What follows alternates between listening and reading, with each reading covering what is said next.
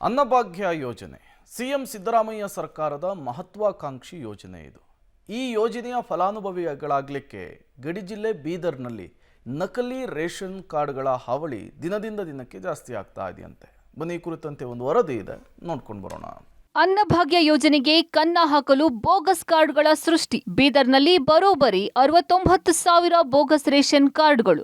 6 ತಿಂಗಳಿಂದ ಪಡಿತರ ಪಡೆಯದ 14,000ಕ್ಕೂ ಅಧಿಕ ಕಾರ್ಡ್ದಾರರು. ಬಡವರು ಹಸಿದುಕೊಂಡು ಮಲಗಬಾರದು ಎಂದು ಸಿಎಂ ಸಿದ್ದರಾಮಯ್ಯ ಸರ್ಕಾರ ಅನ್ನಭಾಗ್ಯ ಯೋಜನೆ ಜಾರಿ ಮಾಡಿದೆ.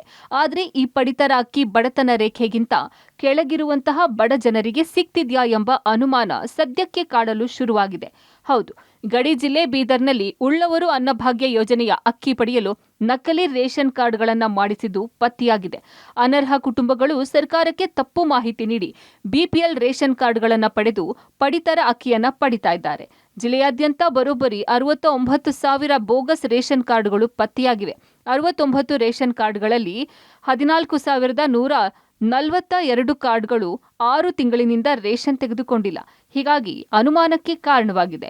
ಇನ್ನೂ ಹಲವು ವರ್ಷಗಳಿಂದ 3,556 ಪಡಿತರ ಚೀಟಿಗಳನ್ನು ಹೊಂದಿದವರು ಮೃತರಾಗಿದ್ರೂ ಅಕ್ಕಿ ನೀಡಲಾಗಿದೆ.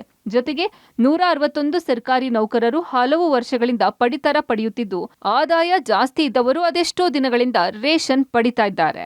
6 ತಿಂಗಳಿನಿಂದ ರೇಷನ್ ಪಡೆಯದೇ ಇರೋರು, ಸರ್ಕಾರಿ ನೌಕರರು, ಈಗಾಗಲೇ ಮೃತರಾದವರು, 3 ಎಕರೆಗಳಿಗಿಂತ ಹೆಚ್ಚು ಜಮೀನು ಹೊಂದಿದವರು ಹಾಗೂ ಟ್ಯಾಕ್ಸ್ ಕಟ್ಟುತ್ತಿರುವವರು ಸೇರಿದಂತೆ ಬರೋಬ್ಬರಿ 69,000 ಪಡಿತರ ಕಾರ್ಡ್ಗಳನ್ನು ಪಡೆದಿದ್ದಾರೆ.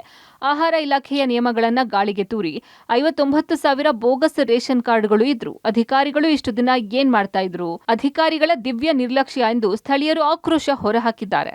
ಯಾರು ಶ್ರೀಮಂತರ ಹತ್ರ ಕಾರ್ಡವ, ಯಾರು ಏಬಲ್ ಇಲ್ಲ ಅದು ರದ್ದು ಮಾಡ್ರಿ, ಬಡವರಿಗೆ ಸಿಗುವಂಥ ವ್ಯವಸ್ಥೆ ಮಾಡ್ರಿ. ಅನೇಕ ಜನ ಬಡವರಿಗೆ ಇವತ್ತು ಅಕ್ಕಿ ಸಿಗ್ತಾ ಇಲ್ಲ, ಅವ್ರಿಗೆ ಕಾರ್ಡ್ ಸುದ್ದ ಸಿಗ್ತಾ ಇಲ್ಲ. ಹೋದ್ರೆ ನೆಟ್ಟಲ್ಲಿ ಬಂದ್ ಅದ ಅಂತ ಹೇಳ್ತಾರೆ. ಆದ್ರೆ ಶ್ರೀಮಂತರ ಹತ್ರ ಕಾರ್ಡ್ಗಳವ. ಇದರೆಲ್ಲ ಅವ್ಯವಹಾರದಿಂದ ರಾಜ್ಯ ಸರ್ಕಾರ ಮತ್ತು ಅವೇನು ಫುಡ್ ಡಿಪಾರ್ಟ್ಮೆಂಟ್ ಅದ ಅದ್ರ ಕೈವಾಡ ಅದ. ಬೀದರ್ ಜಿಲ್ಲೆಯಲ್ಲಿ ಒಟ್ಟು ಅಂತ್ಯೋದಯ ರೇಷನ್ ಕಾರ್ಡುಗಳು 30,395 ಇದ್ದು, ಜೊತೆಗೆ 3,355,000 ಬಿಪಿಎಲ್ ರೇಷನ್ ಕಾರ್ಡ್ಗಳು ಇವೆ. ಆದರೆ ಇದರಲ್ಲಿ 69,000 ಪಡಿತರ ಕಾರ್ಡ್ಗಳು ಆಹಾರ ಇಲಾಖೆಯ ನಿಯಮಗಳನ್ನು ಮೀರಿ ಮಾಡಿದ್ದು ಕಾಳಸಂತೆ ದಂಧೆಕೋರರ ಹಾವಳಿಗೆ ಸಾಕ್ಷಿಯಾಗಿದೆ.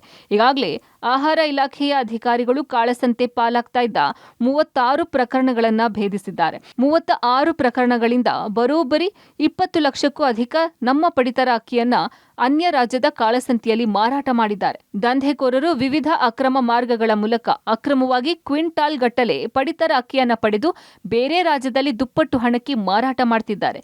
ಈ ಬಗ್ಗೆ ಜಿಲ್ಲಾ ಆಹಾರ ಇಲಾಖೆಯ ಉಪನಿರ್ದೇಶಕರು ಹೇಳೋದು ಹೀಗೆ.